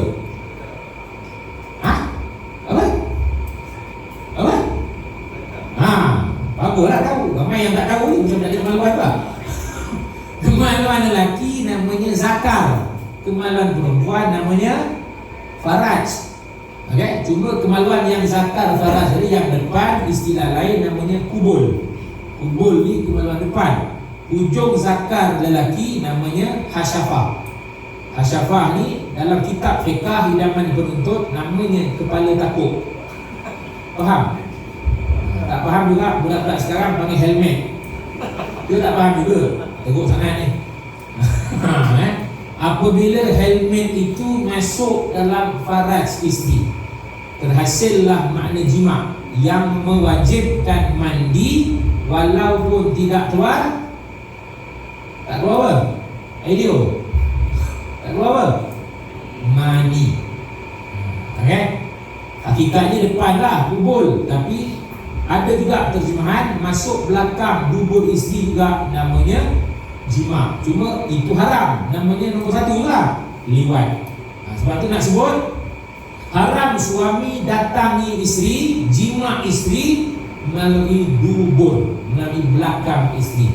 Baik, maknanya puan-puan, jalan belakang puan-puan, dubur tadi haram walaupun nak dibagi kepada suami puan-puan isteri haram. Itu yang kata jima luar tabi'i, bahkan dilaknat perbuatan itu. Jelas kawan-kawan? Itu maksud nombor 1. Okey? Maknanya yang boleh apa? Jalan depan sahaja. Namun begitu nombor 2, ada masa juga jalan depan kubur isteri tadi, faraj isteri tadi, jadi haram juga jima. Tapi bila? Ketika isteri uzur, haid dan nifas. Tak adalah haram selama-lamanya. Ya, dia yang belakang dulu kini selamanya. Kalau depan pun dulu kini selamanya, apa jadi kat depan? Keras lah. Menong, leleh-leleh dia. Ada masa. Baik, sikit nak tanya, maksima haid sebulan tuan-tuan berapa hari? Nak tanya lelaki tu yang tak keluar haid. Maksima haid perempuan isteri berapa lama maksima? Nak tanya nak keluar haid dulu. Berapa tuan-tuan? Maksima? Dapat? Salah tak apa kita bincang. Berapa? Maksima paling lama haid. Senyap pula. Berapa? Agak-agak tembak lah. Apa? Seminggu maksima. Lain? Ha? Apa dia? 14 hari. Lain? Bro? Tembak tak ada nombor. Baik, yang keluar haid, maksima haid. Ha? Berapa? 15. Anak tunggal? Oh, anak tunggal. Berapa maksima haid? Tanya orang belakang apa? Orang belakang belum balik ni. Berapa? Dapat? Berapa tadi? 15 hari. 15 malam. Bukan 14 kan? 15. Baik, maksima nifas 40. Tanya salah. Maksima nifas. Oh? Orang cuti salin tu berapa? Cuti salin lah, nifas lah, darah keluar lepas beranak.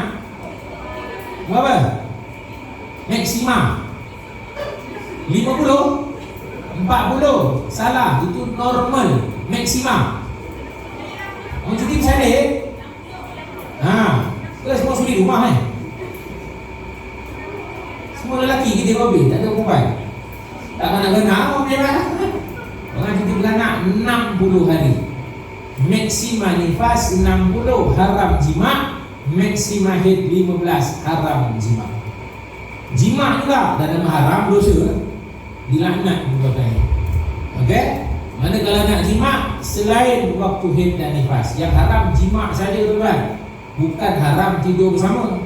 Yang halau pula ni, yang usual kan, get out from here tonight. Cuma mungkin lah tu.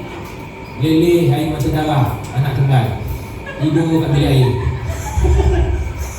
Contohlah. Boleh tidur sama, satu bantal, satu katil, satu selimut, no problem. Yang haram jima saja.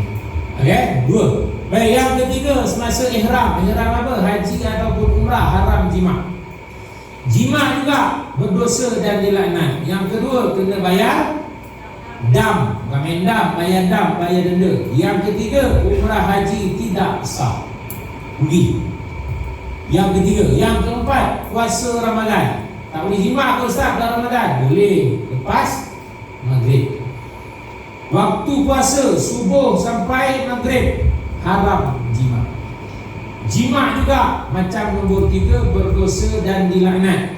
Kalau tadi bayar dam, kali ini kena kafarah. Denda juga, langgar puasa, denda puasa. So berapa lama kena denda puasa? Berapa lama kena denda puasa? Dalam Quran disebut 60 hari, 2 bulan berturut-turut lah. 60 hari berturut-turut. Baik, soalan, siapa yang kena kafarah puasa 60 hari? Suami isteri ke suami dia? Ke isteri dia? Ha? Suami dia nak tunggal. Kenapa bini tak kena?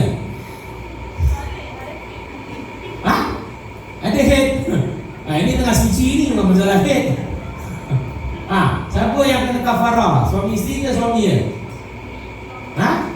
Suami dia. Kenapa isteri tak kena? Sebab ada lelaki yang jawab. Kan buat sama-sama kan? Sama lah kena. Tidak, tak buat seorang-seorang lah kan.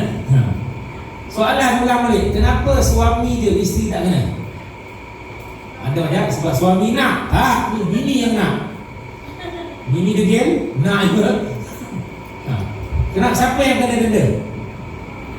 Siapa? Suami sahaja. Kenapa suami sahaja? Walaupun puncanya isteri. Kena pula punca isteri ya. Siang-siang Ramadan keluar bilik tidur ke bilik air, bogel tak pakai apa-apa. Zas lagi. Suami pun bogel macam tak apa. Dia pun terkejut. Apa tu? Tak belah hari pertama sama ni. Esok hari kedua sama juga, telanjang, zas lagi. Semalam lagi depan, ni lagi belakang. Dia bergurau. Anak tunggal. Hari ketiga buat lagi. Hari lalu tepi lah. Boleh tahan tak? Kali ini dah lalu tepi, tangkap kan? Jima. Punca siapa? Bini. Yang kena denda siapa? Suami saja. Kenapa suami saja? Sebab yang kedua. Sebab kedua untuk pertama. Sebab yang kedua kan isteri ada masalah nombor 2 tadi. Apa masalah nombor 2? Hilanglah. Apa masalah nombor 2? Sebab isteri ni tuan-tuan puan dia ada head. Dia tak boleh puasa walaupun sebulan penuh. Apatah lagi 2 bulan berturut-turut. So ingat tuan-tuan, esok dah kahwin, tiba bulan Ramadan, jangan terkejut. Isteri tuan-tuan raya dulu. Budaya raya ya, I follow parah. Baik, sebab pertama dan utama, kenapa suami yang kena bukan isteri? Sebab apa? Sebab ingat, bila sebut jima, bila sebut seks ini, suamilah yang ada kekerasan berlaku padanya, walaupun punca dari isteri. Faham maksud kekerasan? Nampak ni bengong. Tengok remote ni, lembut ke keras? Ni remote ni, lembut ke keras? Keras. Kekerasan ini datang pada tuan-tuan suami. Maknanya kalau tak mengeras, jadi jima. Tak jadilah, nanti dia puncanya ialah puncanya isteri. Tetapi kuasa menolak atau melakukan datang pada suami. Sebab itu suami yang kena 60 hari plus sehari yang batal jima. Isteri tadi sehari yang batal jima. Sebab itu jangan cakap pada muka orang 60 hari. Jangan gitu, patut jaga dirilah supaya tak batal puasa tadi. Okey. Baik. Yang kelima, dalam rumah ibadah. Esok dah kahwin, tiba-tiba suami ajak anak tunggal. Yang esok pagi-pagi kita pergi Masjid Zubir. Pagi-pagi berapa? Pukul 10. Baik bang. Dia bukan tanya kenapa? Kenapa bang? Projek contoh, jangan ikut je benda sangat. Tak boleh. Jangan jimat di masjid surau dan tempat terbuka orang awam. Tepi padang, tengah padang, dalam padang, atas padang, jangan.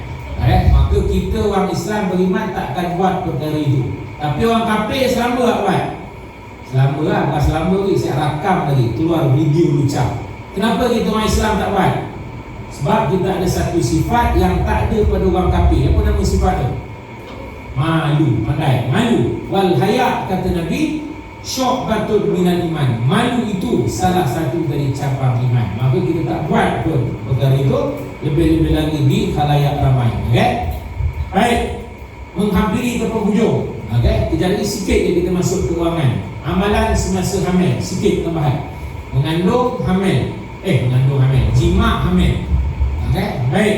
Banyak amalan semasa mengandung. Penekanan saya 4 perkara pertama, tuan-tuan. Okey? 4 perkara pertama. Dari sekarang kita semua buat. Dari sekarang. Mengandung perempuan lebih lagi kena buat. Itu maksud saya. Boleh faham? Contoh, anak tunggal. Anak tunggal. Contoh, kalau saya suruh beristighfar, anak tunggal istighfar sekarang. Takkan anak tunggal nak jawab, saya belum hamil Ustaz. Macam tak ada dosa pula. Boleh faham? Maksudnya 4 yang pertama sekarang kita semua buat. Mengandung lebih lagi banyak istighfar, banyak doa, banyak selawat, banyak baca Quran. Itu maksud saya. Okey? Dalam 4 perkara itu, paling utama nombor 1 saya nak tekankan. Satu hadis Nabi yang sahih. Nabi pesan 1 hari sekurang-kurang baca 2 kali istighfar. Siapa tahu apa nama istighfar itu? Apa nama istighfar itu? Nabi sebut dalam hadis sahih. Apa nama istighfar itu? ada sekolah lain. Senyap pula. Apa nama istighfar itu? Namanya Sayyidul Istighfar. Boleh type di Google penghulu istighfar. Nanti keluar. Bacaannya panjang. Allahumma anta rabbi la ilaha illa anta khalaqtani wa ana 'abduka. Panjang. Okey, boleh type di Google penghulu istighfar. Nanti keluar. Start hari ini tuan-tuan perempuan, kata Nabi, sekurang-kurang 1 hari 2 kali.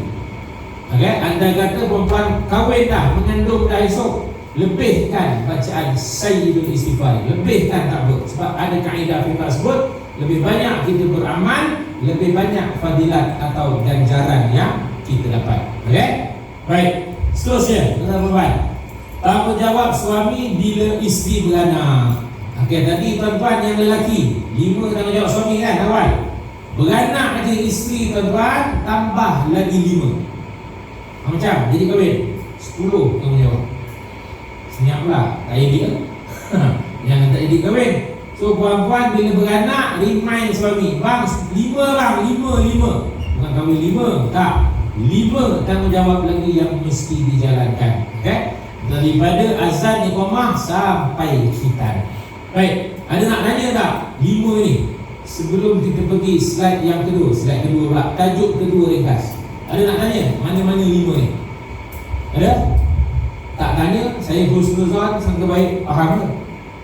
Ada? Macam nak kena tanya je tengok buku. Baik, 5 perkara ini yang mana wajib buat? Azan. Ada sekolah lain? Soalan, ulang balik. Daripada 5 perkara ini yang mana wajib buat?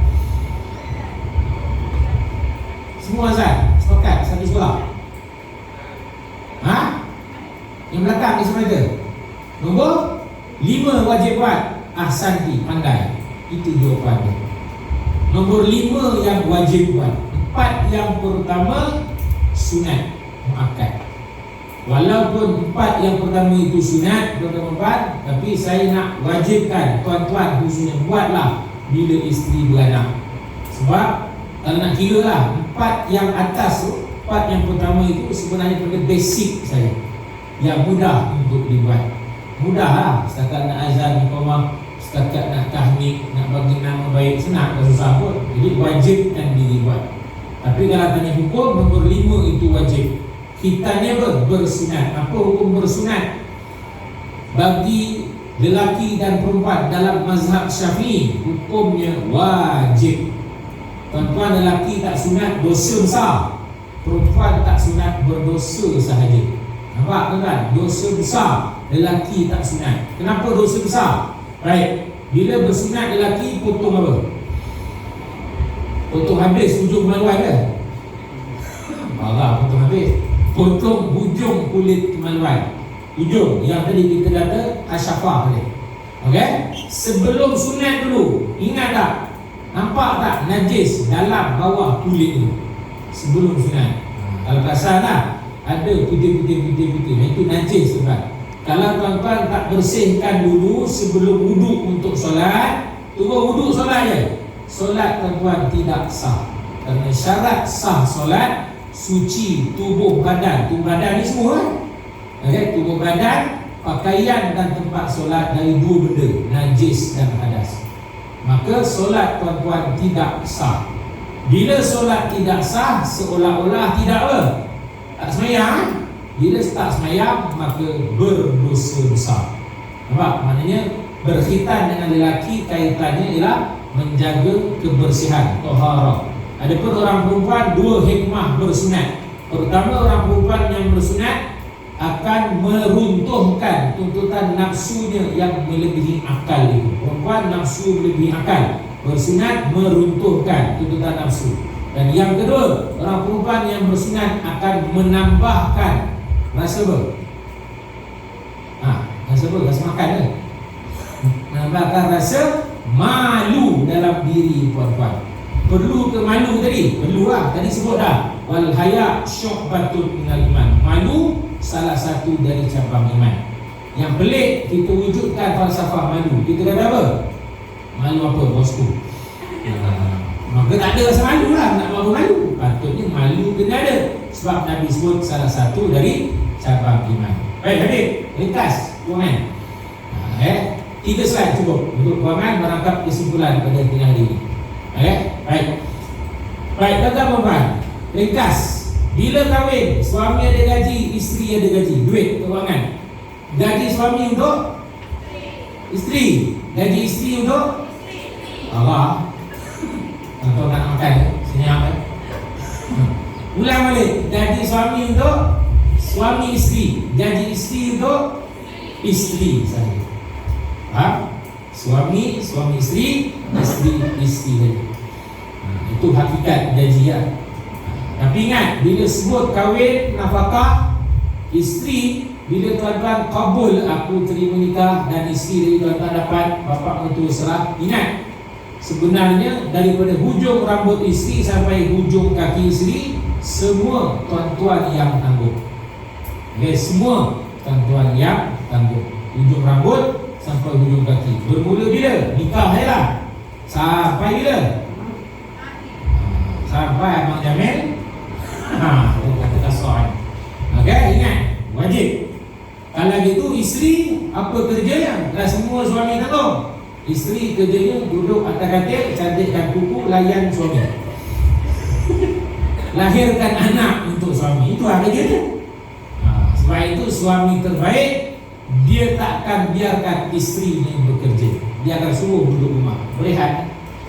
Sebab itu kata bidadari permaisuri. Dia tak kenapa kerahkan dia kerja. Dia lagi. Kalau kerja suruh masak, kerja rumah, balik lempang isteri lah. Macam bagus lah suami.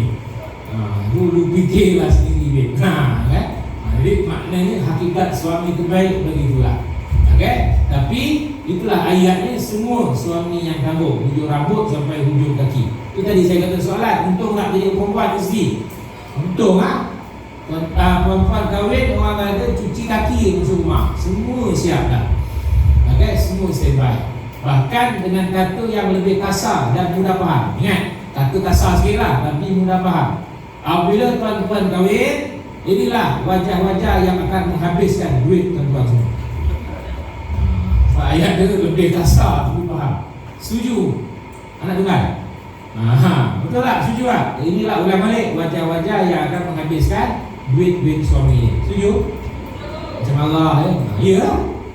Esok tuan, siapa nama? Aminuddin. Baik, Cik Amin. Bila kahwin esok, gaji Cik Amin bagi isteri ke bagi isteri dia sebelah? Betul tak? Ayat pula faham? Maknanya duit Cik Amin tadi akan habis pada isteri ya? Hanyalah wajah-wajah yang akan menghabiskan duit suaminya. So macam tuan-tuan, jadi kahwin. Nanti makan, tengok muka yang akan habiskan duit tuan-tuan. So ini orang-orang ni. Kita cakap kasar lah nak bagi faham. Cuma alangkah baiknya kalau puan-puan sebagai isteri yang soleha, kau tim bincang. Abang, gaji abang 5,000 sebulan, gaji I pun 5,000 sebulan. Contoh, jom kita bergabung pendapatan kita 10,000 sebulan. Nak buat apa? 10,000 sebulan tadi kita membentuk belanjawan isi rumah tangga kita. Isteri terbaik 10,000 dia gabungan. Kalau nak buat lah, agak-agak boleh buat lah. Anak tunggal, menggeling kan. Ada kata apa kan? Sebab tak wajib pun. Ini akhlak isteri terbaik lah. Dia akan bincang begitu. Bang, gaji abang 5,000 sebulan, gaji I 5,000, 10,000 gaji kita ni kita bentuk belanjawan isi rumah. Ikut suka lah. Tuan-tuan nak bagi berapa persen kepada gambaran dalam slide. Ini contoh saja. 5%, 10%, 500 itu suka lah. Itu yang terbaik. Baik, jelas. Kita patah sekejap satu lagi slide ke belakang. Baik. Dalam belanjawan juga, tuan-tuan, maka inilah keadaannya. Saya nak sebutkan 3 tingkatan belanjawan.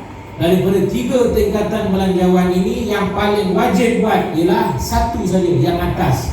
Namanya daruriyat. Daruriyat ini kalau tuan-tuan ingat lagi, awal-awal slide tanggungjawab, itulah kategorinya. Betul? Makan minum, pakaian, tempat tinggal, perhatian, pendidikan. Sebab itu wajib. Dua yang bawah itu tidak wajib, hajiat dan tahsiniyat. Contoh salah satu yang wajib kita bincang tadi, rumah wajib. Turun yang kedua, hajiat. Wajib tak rumah yang dah ada itu kita beli perabot? Yang perempuan wajib ke beli kursi set, meja makan, sofa, wajib ke? Wajib ke? Jawabnya tidak wajib, hajiat.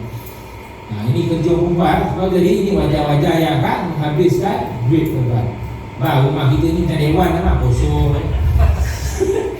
Ayat dia lah, starting. Ni lah kursi siap, media, sofa. Kata jawab dia, sofa sebutnya. Untuk mematikan hujah anak tunggal. Contoh. Jadi selamat duit, tak payah nak beli hajat. Mana saya nak sebut, tak wajib beli perabot, barang elektrik dan sebagainya. Beli kalau tak beli, macam tadi lah, bertelur kan. Yang bawah, tahsiniyat, bermewah-mewah, tak wajib. Kecuali kalau perempuan rasa suami perempuan terlalu kaya, duitnya banyak. Ayat tasar, ulang balik, habiskan duit suami perempuan. Bang, belilah perabot import lah, apa kelas perabot jati. Beli dari Itali lah. Habis beli kereta mewah, perabot mewah. Ikutlah semua yang mewah-mewah. Syaratnya apa? Suami perempuan juga orang yang mewah. Maka bila ada kemewahan itu, namanya tahsiniyat. Okay? Right, last, merangkap kesimpulan kita perempuan. Kesan pengurusan keuangan yang baik ada 4. Tapi saya sebut 1 cukup lah. Okay? Baik, kesan pengurusan keuangan yang baik. Apa satu yang paling utama saya nak sebutkan? Iaitu barakah, berkat, berkat, mendapat keberkatan Allah. Ini kesan pengurusan keuangan yang baik. Apa maksud barakah? Orang Melayu bagi berkat, orang Jawa bagi berkat juga. Apa maksud berkat? Ziyadatul khair, barakah, bertambah kebaikan. Kita ni tuan-tuan nak tahu mudah rezeki kita berkat ke tidak, senang je. Macam mana nak tahu? Dapat gaji, dapat allowance, membawa kita banyak ke masjid ke karaoke. Kalau karaoke, cerah masa depan. Faham? Kalau masjid, lagi cerah. Itu kita nak tahu, berkat tak berkat. Kalau dapat gaji, dapat allowance, dapat satu hati, banyak kita bersedekah, banyak kita tolong orang, kita bertambah kebaikan. Itu tanda barakah. Tapi jadi semakin lokek, semakin kedekut, semakin bakhil, itu lawan kepada barakah. Jadi dalam isu barakah ini, tuan-tuan, khususnya suami, bakal suami, ayah, ingat Nabi kata dalam hadis, talabul halal faridah inda kulli muslim. Mencari yang halal, yang fardu itu wajib atas setiap orang Islam. Jadi tuan-tuan, khususnya bakal menyuapkan anak isteri dengan makan minum, pastikan sumber pendapatan kita lah umum. Sumbernya apa? Halalan thayyiban. Okay? Halal lagi suci, halal lagi bersih, halal lagi baik. Boleh tuan-tuan khususnya. Okay? Tolong jauhi yang syubhah, apatah lagi yang jelas-jelas haram. Okay? Yang syubhah pun kita elakkan. Syubhah ni apa? Kita tak tahu halal ke haram, halal ke haram, was-was, tinggalkan. Apatah lagi yang jelas-jelas haram. Sebab apa? Ancaman Nabi sangat keras dalam hadis, kullu lahmin nabata minas suh fannaru aula bih. Setiap daging yang terbit, yang tumbuh dari sumber yang haram, kata Nabi apa? Fannaru aula bih. Maka nerakalah lebih baik, lebih aula untuknya sebagai balasan kelak. Okay? Waliyahzubillah min zalik. Wallahu a'lam. Saya cukup sekadar itu kesimpulan perbincangan kita pada hari ini. Mudah-mudahan 2 tajuk ringkas yang kita bincangkan pertama buat sedikit sebanyak dapat memberikan manfaat kepada tuan-tuan dan puan-puan. Dan saya doakan perkahwinan tuan-tuan puan yang bakal terbina kelak, insya-Allah kekal berbahagia hingga ke syurga. Okey? Wallahu a'lam. Sekadar itu aku qauli hadza wa astaghfirullahal azim li wa lakum. Wassalamualaikum warahmatullahi wabarakatuh. Assalamualaikum warahmatullahi wabarakatuh. Terima kasih kepada Majlis Sekali atas perkongsian banyak tajuknya. So, alhamdulillah, akhirlah separuh daripada hari ini. Ada lagi selepas rehat, kita rehat dulu. Sekarang 1.50. kita rehat dalam 40 minit. Kita sambung pukul 2.40 kan? Boleh? Kita sambung semua 2.40. So kita ada sedia makan tengah hari ya dekat kafeteria. So mana siapa-siapa yang nak solat dulu pun boleh, nak makan dulu pun boleh, tak ada masalah, ikut keselesaan sendirilah. So untuk solat lelaki dekat sini belakang ni, perempuan dekat sebelah tandas perempuan. So kita tangguhkan dulu program kita untuk tengah hari ini. Assalamualaikum warahmatullahi wabarakatuh.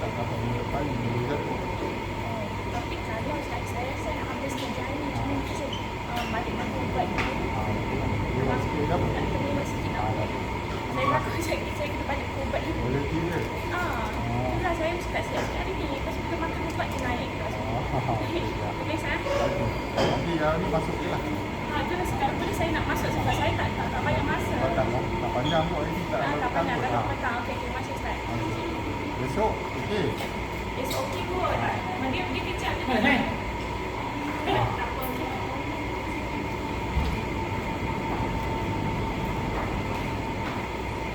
Tak ada situ kan? Tak ada.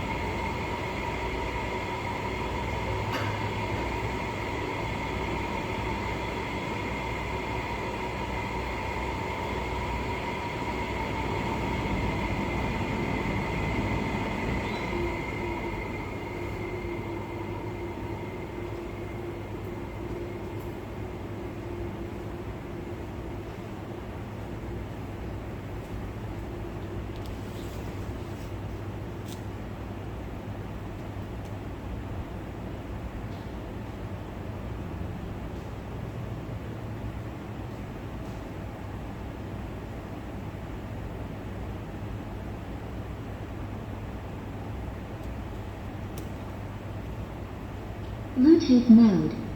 Connected.